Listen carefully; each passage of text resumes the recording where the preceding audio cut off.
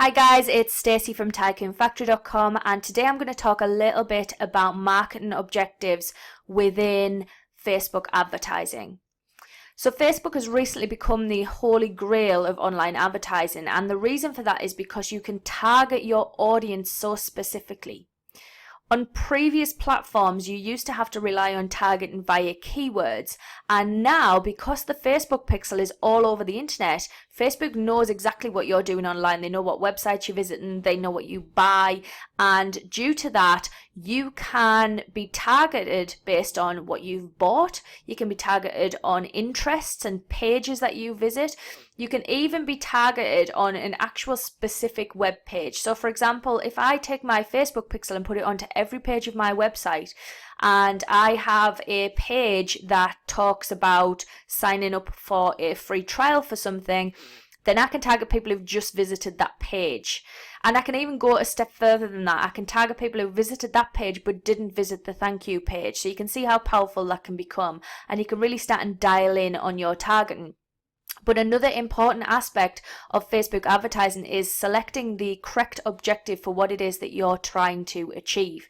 If you select the wrong one of these, then you are going to get results that you haven't asked for, basically. So Facebook will optimize for whichever of these that you choose, and that's the powerful thing about Facebook. But what it means is that you have to make sure that you're selecting the correct one, and this is the page you are brought into when you start your Facebook ad. And I'm just going to talk through some of these. Now, I don't use all of them, so I'm not going to go into great depth on some of them, but these are the marketing objectives you have to choose from, and I'm going to talk you through some of these. So first up, you've got the awareness category, and within there you've got brand awareness, you've got local awareness, and you've got reach.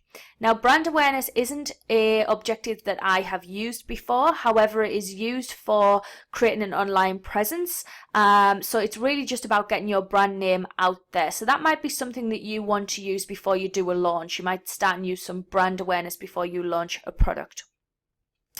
Next up, you've got local awareness. Now, this is generally for shops and businesses that are physical brick mortar businesses. So if you had a gym, for example, you could target people in your local area and just create awareness around the fact that that business is there.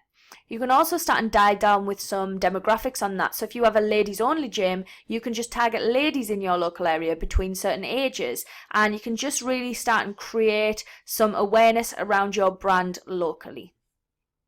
You've also then got reach, and again you can dial down on demographics within this category, but reach is just about getting your business seen to the maximum amount of people. So if you select this as a marketing objective, then Facebook will just get your ad out there. So they will get your business out there and reach as many people as possible.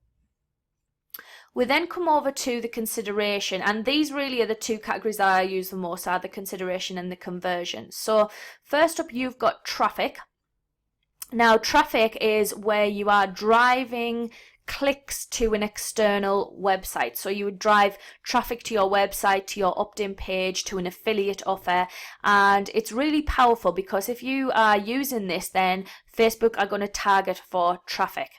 So what I mean by that is if you select video views, for example, you might get the odd click through to the website here and there, but primarily what you're going to get is video views, whereas with traffic, you are getting clicks and you're paying for clicks to your website.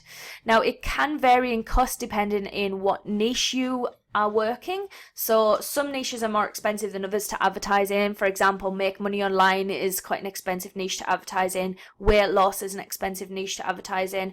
It really just depends on kind of what it is that you're trying to promote.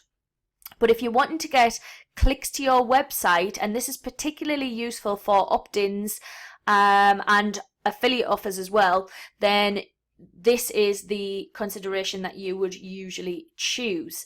Now, if you were trying to get sales on your website, it isn't necessarily, but I'll talk a little bit about that when we come to the conversion section.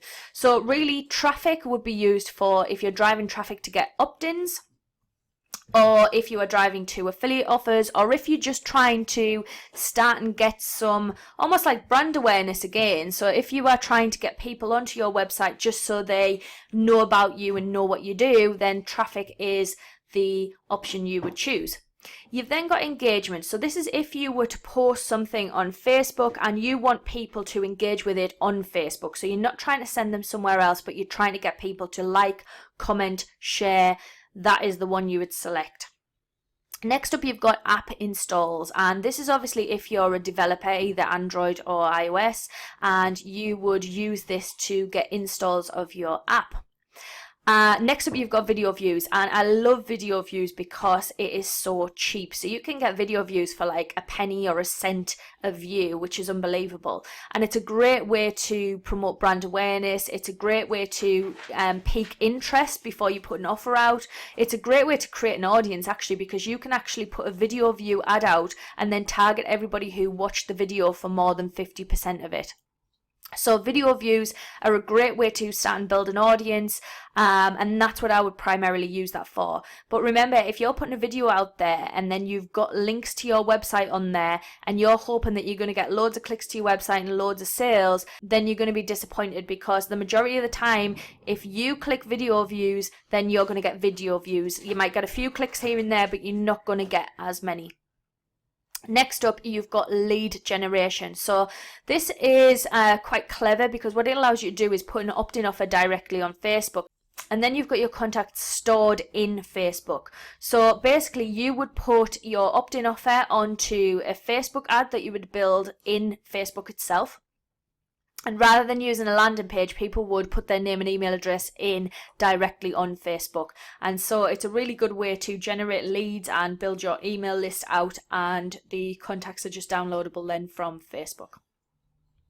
So now we head on over to the conversion column, and the one of these that I use is conversions. So I don't actually use product category sales, so I'm not going to talk through it, but I'll just scroll over the little I and it'll tell us what it is. So it's create ads that automatically show products from your product catalog based on your target audience. So that's fantastic. So what it's basically doing is it is showing products that they think your target audience would be interested in. So that's really good.